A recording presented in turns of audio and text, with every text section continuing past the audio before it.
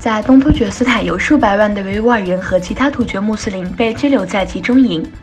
中国称其为职业培训中心。据自由亚洲电台报道，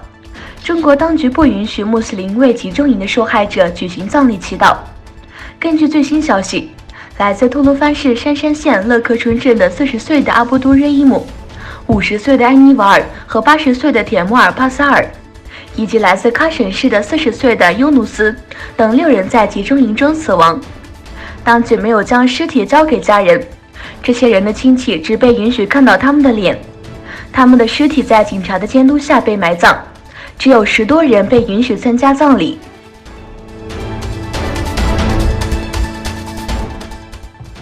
在东突厥斯坦，中共当局派遣汉人干部生活在当地的穆斯林家庭中。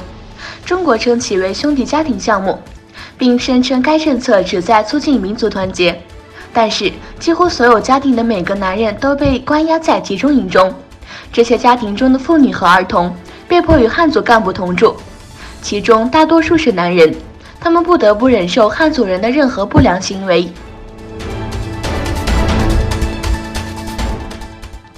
2019年10月25日，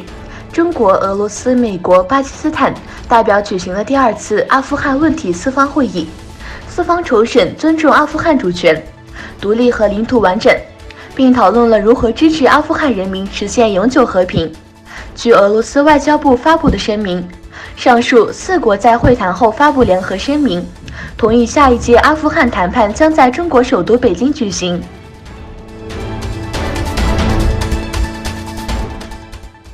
在巴格达，成千上万的人聚集在市中心的解放广场上，反对宵禁。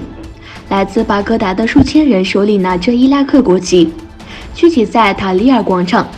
示威者对宵禁做出了反应：你不能让我们待在家里。示威者还在该地区点燃了数百支蜡烛，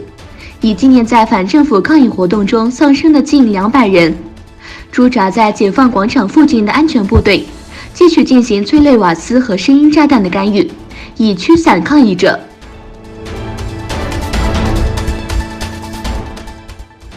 欧盟、俄罗斯和乌克兰之间的天然气合同谈判无法达成协议。